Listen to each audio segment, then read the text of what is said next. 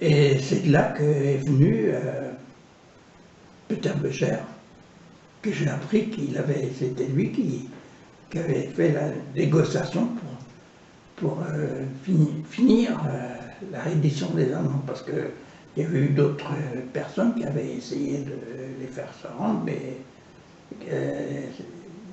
ils n'avaient pas réussi.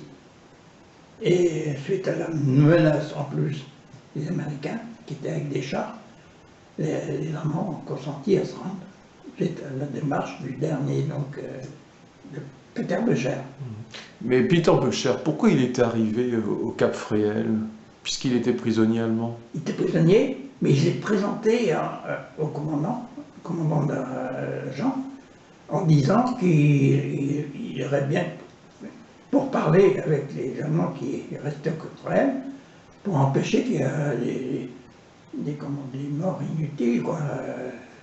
Vu que les Allemands, ils ne pouvaient pas bouger de là, quoi. Ils étaient complètement cerqués, il y avait la mer derrière, ils ne pouvaient pas bouger. La plupart des armes, des canons étaient pointés sur la mer, non sans averse. Et c'est là qu'il s'est proposé pour aller discuter avec les officiers, donc allemands. Et ceux-ci l'ont très mal reçu, ils ont voulu le fusiller en disant qu'il était un traître. Et puis il a fait comprendre qu'il n'y avait aucun espoir pour eux. Les Américains étaient là qu'ils avaient tout foutu en l'air, c'est-à-dire complètement anéantir le Cap Fréhel. Il y avait déjà deux ou trois morts allemands. Et ils ont compris que la résistance était inutile. Ils se sont rendus, non sans avoir dit on se rendra, mais que dans 1 heure.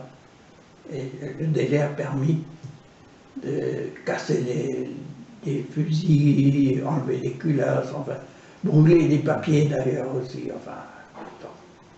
Et ils sont rendus, les Américains sont arrivés, puis ils ont pris le reste d'armes qui étaient encore potables, quoi.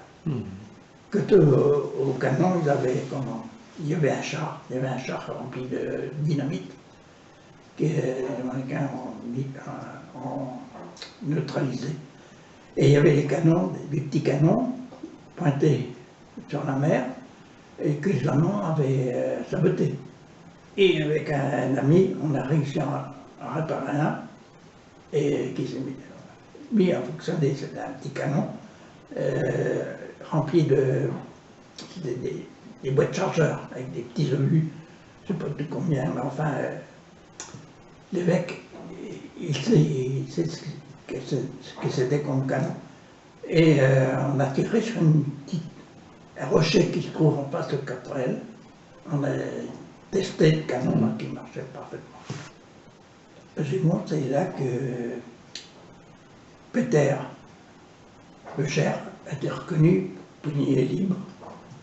Et j'ai été chargé de faire une enquête sur lui, savoir si, quand il était donc en garnison en Dinan, s'il était correct, qu'il n'avait pas fait d'exaction. Voilà.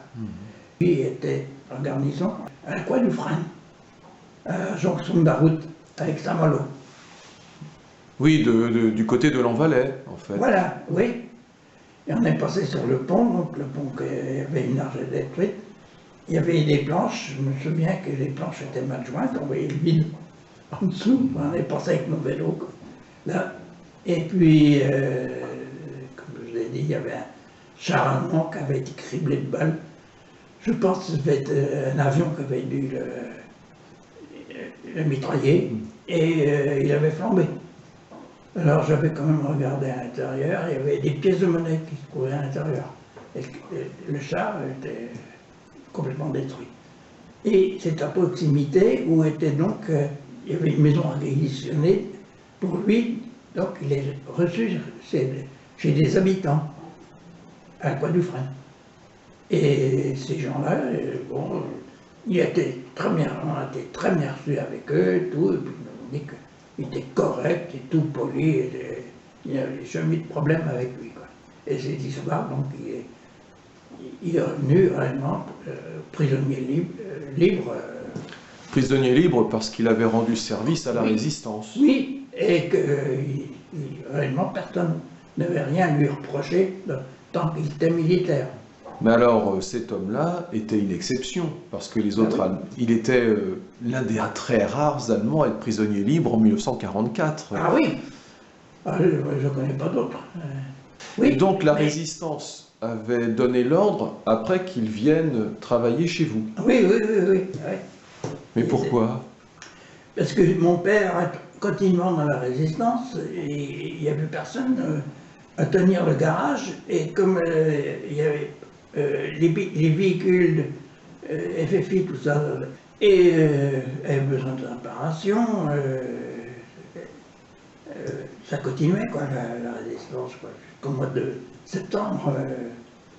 Oui, donc votre garage était réquisitionné pour aider la résistance. Oui, et comme mon père étant plus dans le garage, étant continuant sur le front de l'Orient. Oui, parce qu'il était résistant lui-même et combattant. Ben oui. FFI. Oui, et ce qui fait que l'Allemande donnait plus ou moins un coup de main, bien qu'il n'était pas mécano.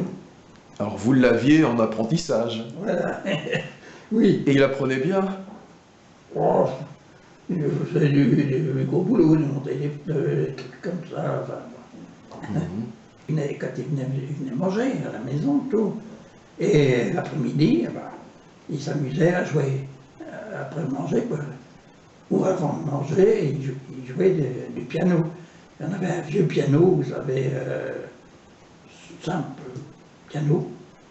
Et par moments, il jouait des airs. J'entendais toujours. Ah, voilà, j'entendais le jour et la nuit, notamment, c'était... Le jour et la nuit? Le jour et la nuit, j'entendais toujours ton retour. Et il mettait du papier entre le marteau du piano et les cordes. Ça faisait un drôle de son. Vous avez de bons souvenirs? Ah oui, absolument de bons souvenirs. Et quand il est retourné par la suite, plusieurs années après, il a continué à écrire. Il y a eu des lettres écrites en allemand, d'autres en français, mais à force d'être ensemble, le garage et tout, bon, vraiment, j'ai vu que c'était pas un mauvais bouc, c'était réellement quelqu'un qui était bien, quoi. Voilà. Vous arriviez à discuter un peu? Oui, on se comprenait. Bien qu'on a fait des conneries avec lui, que je ne veux pas raconter. On lui a appris des chansons françaises. Des chansons paillardes? Oui, mais pas du tout. Lui, il ne savait pas ce qu'il chantait. Bah, chantez-en une pour voir. Ah non! Ah mais si, il faut, non, il faut. Non, puis alors, une autre qu'on chantait, mais alors du temps des... C'était à 42, sur l'air de Lily Marlène, c'était une chanson qu'on avait apprise par les Anglais, je vois que c'est Pierre Dac, à Radio de Londres. Devant la caserne, il y avait un amant qui pleurait comme un grand dégoûtant. Je lui demande pourquoi pleures-tu? Il me répond, nous sommes foutus, on a les Russes au cul. Alors nous, passant devant il y avait la garnison, donc la commandature, il y avait une guérite avec une sentinelle, et quand on passait devant, puisque le garage était en face de la commandature, on chantait Lily Marlène avec ces paroles-là, les Allemands reprenant en chœur parce qu'ils ne comprenaient pas le français. Parce que c'était une chanson pour eux. Oui. Voilà. Et vous avez appris la chanson-là à Peter Becher. Aussi, que lui chantait. Sans connaître, mais d'autres que je ne veux pas raconter. Et du coup, alors pour un homme comme vous qui était qui a vécu l'occupation, le fait de rencontrer quelqu'un comme Peter Becher, ça vous a donné quel sentiment par rapport Bien que les Allemands, malgré tout, étaient pas ceux qui n'étaient pas du tout hitlériens, quoi. Des gens normaux, pas de problème. Et donc Peter Becher, lui, finalement, il est resté chez vous, oui, même pas une année. Ah non. Il est arrivé mi-août, et puis finalement il est parti avant que votre père revienne du front de l'Orient.